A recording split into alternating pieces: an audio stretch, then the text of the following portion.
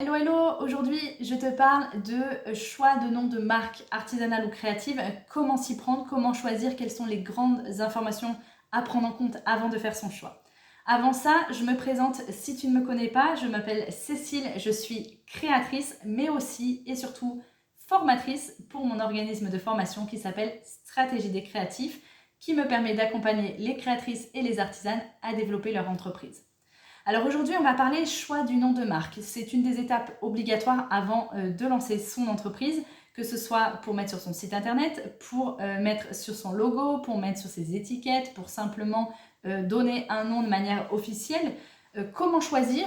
Quelles sont les grandes choses à ne pas oublier avant de faire son choix? Qu'est-ce qu'il faut absolument prendre en compte et comment on s'y prend concrètement? Alors la toute première chose à faire avant de choisir son nom, c'est de brainstormer. Trouver toutes les idées qui te parlent, trouver toutes des pistes, même si c'est pas précis, même si c'est un petit peu flou, et voilà, mettre toutes les idées avec tes proches, tu peux le faire avec ton conjoint, avec tes amis, avec des gens quand même qui connaissent ton univers et qui savent de ce que tu veux vendre, et avoir plein d'idées parce que tu vas voir qu'on va en enlever plein. Une fois que tu as fait cette première étape pour avoir des pistes, tu vas devoir éliminer tous ceux qui sont déjà utilisés, de près ou de loin, parce que pour les dépôts de marque, j'en parle dans une autre vidéo sur un dépôt de marque qui m'a été refusé pour ma marque de patron. Je te mettrai le lien en dessous. Il faut prendre en compte que voilà, si ton nom de marque est déjà utilisé par une autre créatrice, ça risque d'être problématique, surtout si la marque est déposée, là clairement il ne faut pas y aller. Si maintenant la marque n'est pas déposée, ça peut être quand même problématique parce que du coup tu vas rentrer en procédure avec les personnes qui ont des marques similaires, et parfois c'est même des marques pas tout à fait la même mais qui ressemblent un petit peu, ou voilà, surtout quand c'est des grandes enseignes, si vraiment tu es très proche d'un nom d'une grande enseigne, ça peut être problématique. Donc ça, c'est la première chose. La deuxième chose, quand on choisit un nom de marque, c'est de penser au référencement. Au référencement sur les réseaux sociaux, sur les moteurs de recherche pour ton site internet par exemple, ou si tu travailles sur une plateforme comme Etsy, un grand marché, etc. Pareil, ça va être référencé sur les moteurs de recherche comme Google, tout ça, donc le nom de marque est important. Et pour ça, ce qu'il faut prendre en compte, c'est qu'il faut éviter les accents, il faut éviter les apostrophes, tous les signes un petit peu spéciaux qui vont compliquer la recherche pour ton client. Si ton client doit faire une recherche sur Google pour te trouver qu'il y a des apostrophes, des arrobases ou des choses, alors on met rarement un arrobase dans un nom, mais j'exagère, mais peut-être des accents circonflexes ou voilà, des choses un petit peu spéciales, ça va être compliqué pour lui éventuellement de le faire s'il n'est pas capable sur son clavier de noter un accent circonflexe, mais du coup ça va limiter la recherche et en termes de mots-clés ça va être plus difficile à référencer.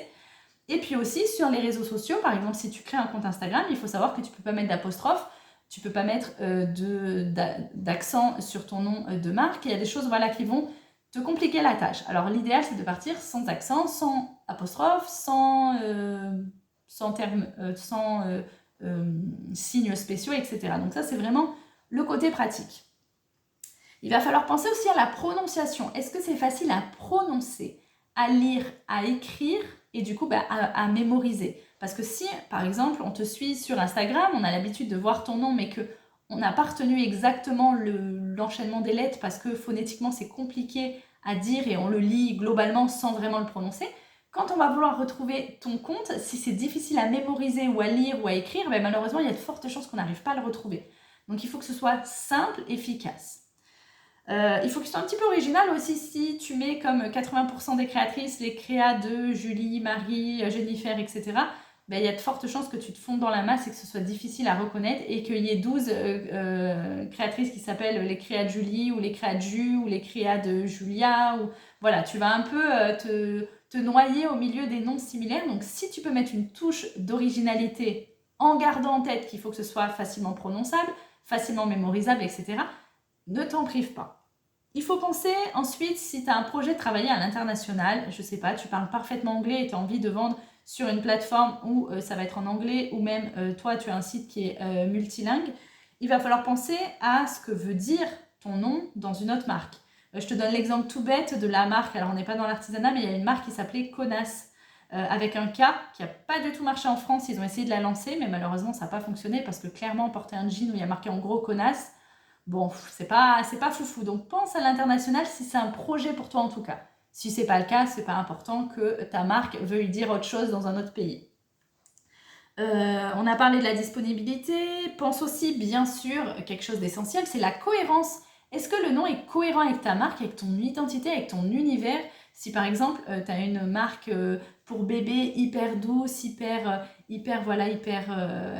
moelleuse, j'ai pas les mots exacts qui me viennent, mais voilà, quelque chose de très doux, très douillet, et que tu mets un nom un peu dur, un peu, voilà, clairement, ça va être pas problématique, mais bon, ça va manquer de cohérence. Donc, pense à la cohérence de ta marque. Et aussi, une chose, du coup, si tu veux aller voir la vidéo sur mon dépôt de marque qui a été refusé, pense aussi au sens du mot. Si le mot est un mot générique, par exemple, si ta marque s'appelle Banzai, il est possible qu'elle soit refusée. Je t'explique tout dans l'autre vidéo. Si ça t'intéresse, tu peux aller creuser, je te mets le lien en dessous. Voilà, donc ce qu'il faut retenir, c'est que ta marque, elle doit être facilement prononçable, facilement lue, facilement écrite, facilement mémorisable, surtout mémorisable, qu'elle soit cohérente avec ton univers, avec ton identité de marque, avec tes créations et qui tu es, qu'elle soit facilement trouvable. Par exemple, mon nom de marque de patron, c'est Céméline. Clairement, si tu marques Céméline sur Internet, il n'y a personne d'autre qui utilise ce mot vu qu'il n'existe pas. Donc, forcément, c'est mon site qui va ressortir, mes réseaux sociaux ou tous les gens qui ont partagé des articles de blog avec mon nom de marque, etc. Donc, ce sera tout lié à mon nom.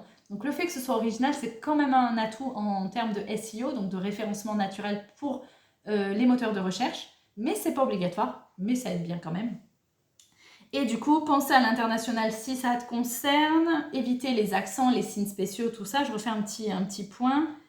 Et voilà. Voilà, en gros, l'idée, c'est que ce soit facile, cohérent, mémorisable et que ce soit, ben voilà, que ce soit en lien avec ton activité. Donc, si tu as des questions, tu peux me les poser en commentaire en dessous. J'y répondrai avec plaisir et je te dis à très bientôt.